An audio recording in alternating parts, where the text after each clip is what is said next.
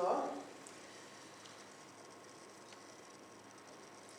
I met Mum February the 9th, 1980. Why do I remember that? Because Mum and Dad were doing the grand, not the continental tour, but the tour of the South Island for Dad's retirement. I had just met Tim when we were at Garendale, being residential social workers. That's what you do for the glory of God. And Mum and Dad came down there, and I met them. I was a widow with 3 children. 2 of them weren't even mine. And Tim said to me, "Don't worry, we'll get on just fine with them. It'll be all right. They play euchre." I don't know what that is. Tim looked at me and he said, "You don't know euchre?" I said, "Well, they don't work." I was so afraid of meeting them.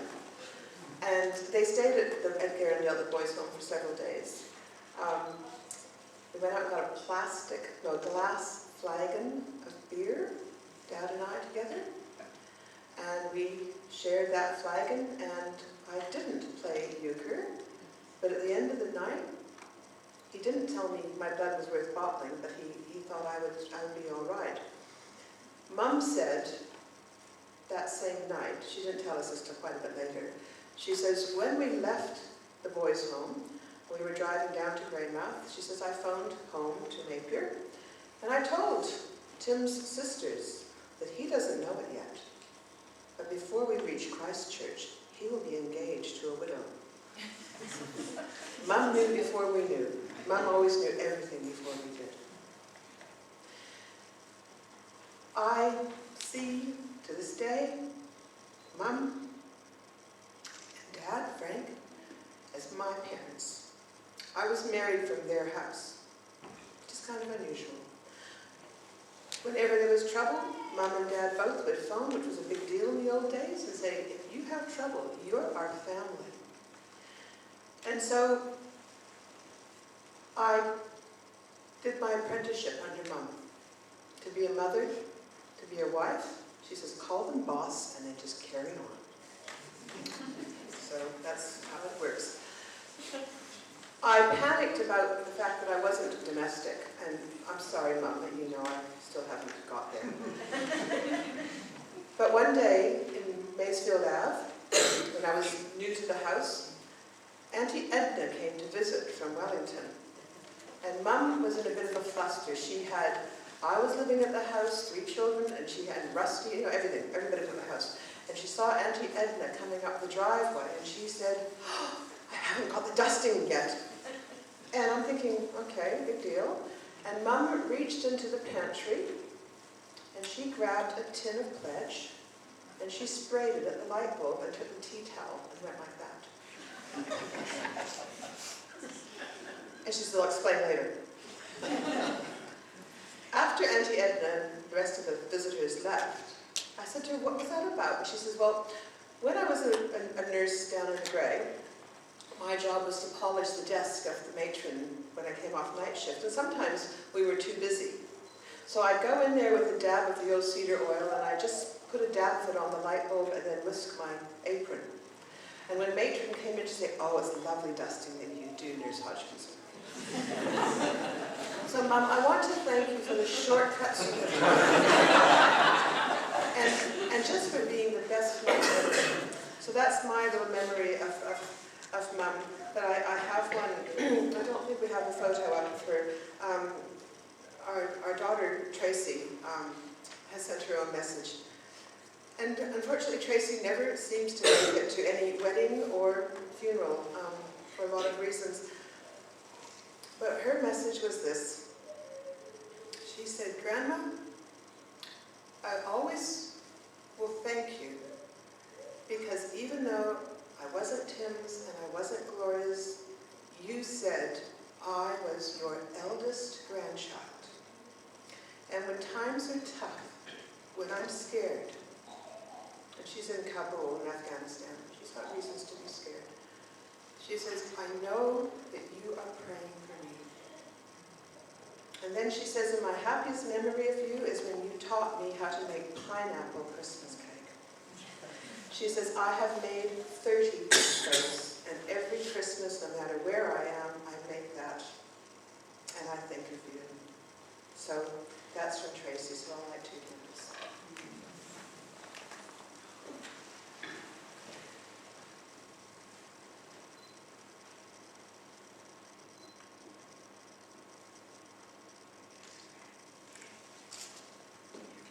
Somebody else better come up, because until these candles are all done, we're not going to go eat.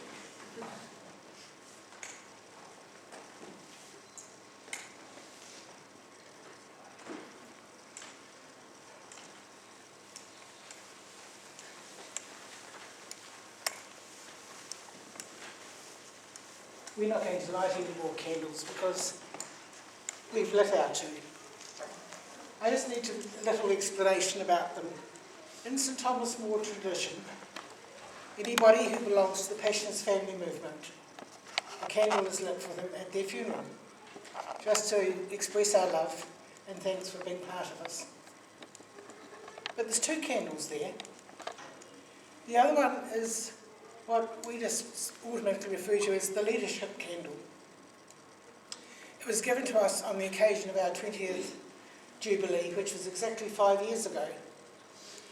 And we've never used it before at an occasion like this. It only comes out on high days and holidays.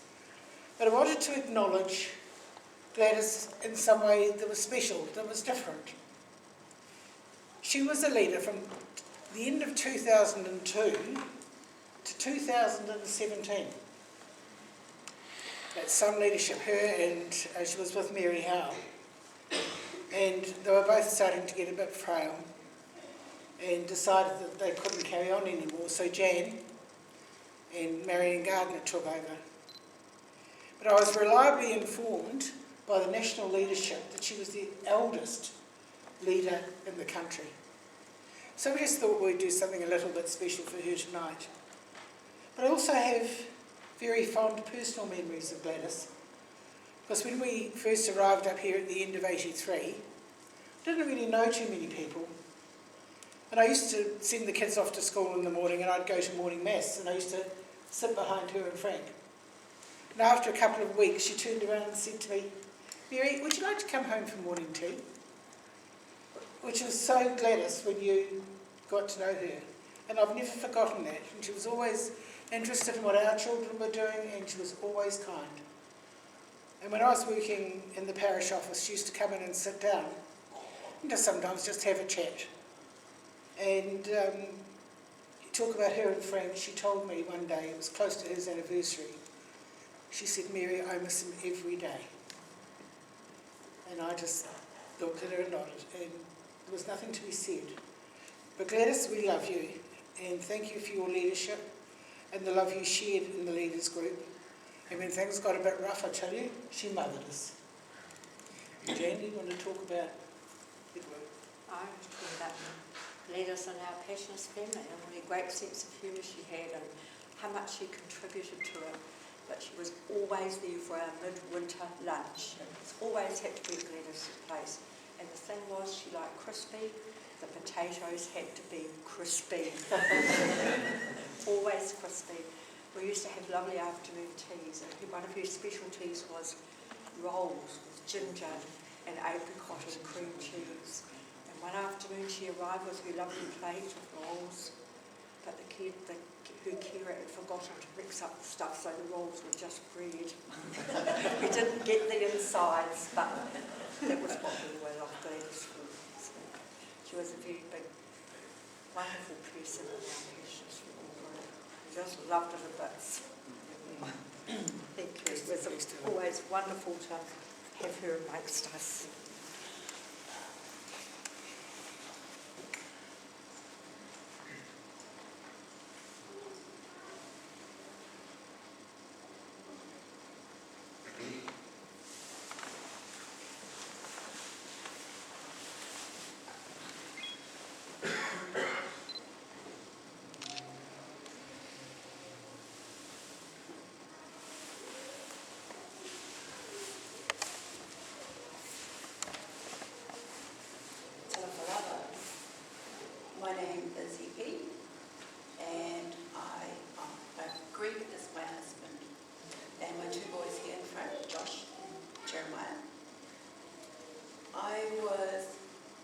blessed to have Mum in my life when the Lord brought Greg into my life. And there are some memories that I just want to share with you. So when Greg told Mum about me, and when I first met Mum, I think he must have told Mum that I was someone, because when I first met her, she was very excited, and she greeted me, and she was really happy because she told me, she said that she had baked fish pie for me, because her someone's like fish. So I smiled. And then Greg took her aside and whispered, he does make fish. So needless to say, Mum did not make me fish pie. Another memory that comes to mind for Mum is before we were married, in the early days of our relationship, Greg used to come up to see his boys, and I had a brother that lived up here in Hastings. So during the Christmas period, he would be seeing his boys and Mum, and we would be spending Christmas at my brother's place. And this is before we were married, and I know I was coming up here, and Greg was here with his sons, and he said, "Oh, Mum's down visiting. I think she was with End," and he asked me to bring her, to drive her up here, because I was coming up here anyway. So I was like, "Oh, okay, all right." So yes, we made it, and I do remember from that journey. I remember, because I don't really drive the shortcut ways that Greg has, that he goes, and I remember saying to Mum, "This road is going on for such a long way. Do you think we're lost?" And she would just smile at me and say, "No, just keep going, keep going." But one of the things that I remember about that journey is that on the journey, I guess Mum and I had made a friendship, because what I remember from our journey is that it was like two single mothers, because I was a single mum, and this is when Joshua was about 6 or 7, and I think Mum had her boy, Greg. I don't actually remember how old you would be. And but Mum was, I guess, trying to check me out, see what my intentions were for her son. So we kind of got to know each other through that, and I always remember that it was like I had my son who was like 7, and she had her boy that she was concerned about, who was like a lot older. I also remember that during those times, during those Christmas times, that Mum would sometimes, we would bring Mum up to my brother's place so that my parents could, sit there and do what they always do. Sit there, and I would see Mum and my mother would sit there, and they would talk about how many kids they had and count how many grandchildren they had. So it was good times. Mum, Tito and Tutu send their love to you, a little whānga to you, Mum. My parents couldn't be here, Mum, to say goodbye to you and bid you farewell in person, but they send you their love. I just want to thank you, Mum, for all the love and support that you gave to my boys and I. When I first met Mum, she welcomed Joshua and I into her family, and I know that she's a very strong-willed woman. That's kind of what I get from the time that I've had with Mum. And I always felt welcome in the family. So thank you for that, Mum. God bless. And yeah, when we're long, Mum.